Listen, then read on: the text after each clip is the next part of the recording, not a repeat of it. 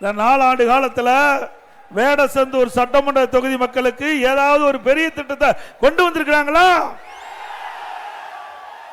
இல்ல இல்ல. அனைத்து இந்திய அண்ணா திராவிட முன்னேற்ற கழகம் ஆட்சி இருக்கின்ற பொழுது இந்த திண்டுக்கல் மாவட்ட மக்களுடைய கோரிக்கை, இங்கே பிரம்மாண்டமான மருத்துவக் கல்லூரி மருத்துவமனை வேண்டும் என்று கேட்டீர்கள். சுமார் 350 கோடி ரூபாய் மதிப்பீட்டிலே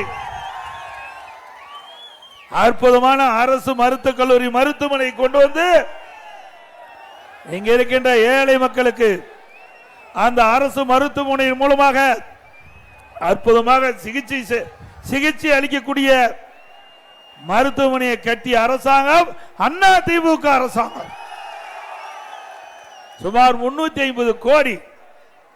இன்றைக்கு அனைத்து இந்திய அண்ணா திராவிட முன்னேற்ற கழகம் ஆட்சி இருக்கின்ற பொழுது இதே போல தமிழ்நாட்டில் பல மாவட்டங்களில் அந்த மாவட்ட மக்களுடைய கோரிக்கை ஏற்று ஒரே ஆண்டில் 11 அரசு மருத்துவக் கல்லூரி மருத்துவமனை கொண்டு வந்து சாதனை படைத்தோம்.